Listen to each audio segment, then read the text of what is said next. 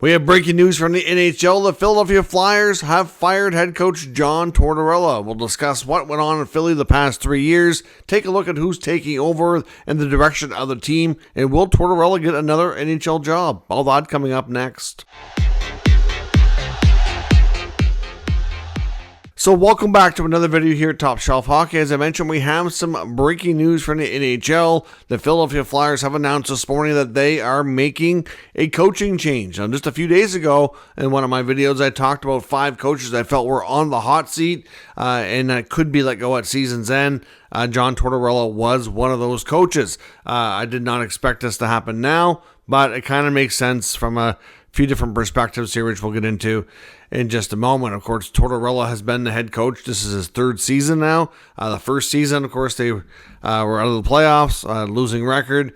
Second year, they had a above 500 record, but again, came close, but did not get into the playoffs. And of course, this year have even taken a step back from last year. Although I don't think the expectations were super high. I mean, of course, Danny Briere and Keith Jones have been not afraid to make tough decisions and go through what seems like it's going to be a pretty full-scale rebuild here by the time it's all said and done. But of course, Tortorella, to me, wasn't really the greatest coach for a rebuilding team, but that's just my opinion, I guess. But like I said, he does have lots of experience. He is a very demanding coach.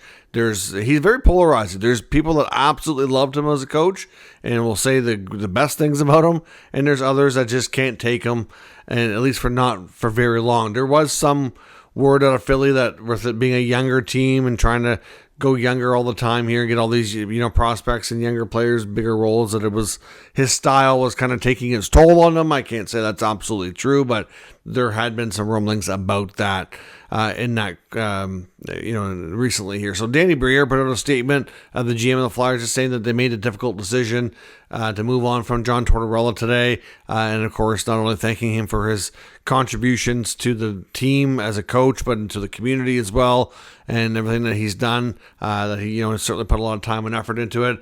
Some people are going to point to his post-game press conference the other night when they had a bad loss, and he certainly took a lot of the responsibility, saying it was on him. And you know what? I don't think one post-game press conference is going to get you fired, but it could have been the final nail in the coffin. It's really hard to say, right? I think the Flyers were probably already leaning towards making this choice. They were looking to take a new direction, next step in this rebuild. And I think there were some serious questions whether or not Tortorella would be that guy or not. Will he continue to coach in the NHL? It's hard to say. He's 66 years old. I'm not sure what his, desire is, but I know I've already seen people on social media. I mean, I started to record this video within 10-15 minutes of the news breaking, and there's already people I know in Boston, because they have an interim coach, and they're probably going to be doing a full search here, saying that maybe Tortorella goes to Boston. I can see that, just like Philly, when you think Tortorella and that, just the way he portrays himself and the type of coach he is, that the markets that have a tougher reputation for being the big bad teams to play against, which is a little bit more of a historical reference, but Flyers, Boston, those are markets you think of. Could he be? Maybe for a team that really thinks they need a well-experienced, hard-demanding coach. Sure, he could be that guy. The problem with Tortorella, I think, it's that it just seems like a lot of players can take him in smaller doses. That's what I can take from this. It's been quite a long time since he's had a job. By the time you get to year 3, it's like, okay, it's enough. It's in most of his 10 years at least. But he's not for everybody. That's for sure. But like I said, he's got a lot of experience. He does have a great resume, and I'm sure it wouldn't be surprising to me if another team did give him a chance and hire him again. We'll see. Brad Shaw, of course, longtime assistant, well experienced as well, takes over as Flyers interim head coach.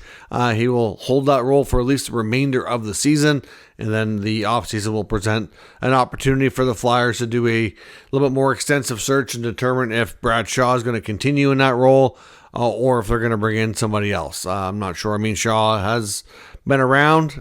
Maybe they give him a look. I don't know. We'll have to see. But I'm sure he'll at the very least be considered because he's not going to have a lot of games left in, not a lot of runway. But I think this at the same time does give the Flyers the opportunity to give Shea a short audition if they really want to see, just what he can do in a brief time. Maybe that gives him that chance. Otherwise, it's hard to say, right? But the Flyers making a big change here today. Let me know what your thoughts are down in the comments. I'm sure this is going to be the first of a bunch of coaches because it happens all the time.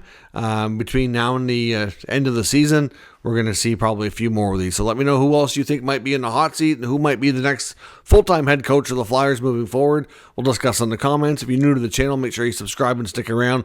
We'll keep you up to date with the latest news, rumors, and analysis of all 32 NHL teams. Thanks for watching.